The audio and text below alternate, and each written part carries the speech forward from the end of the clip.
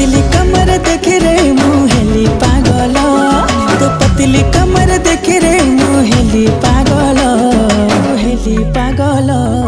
झलमल आखि हेला झलमल।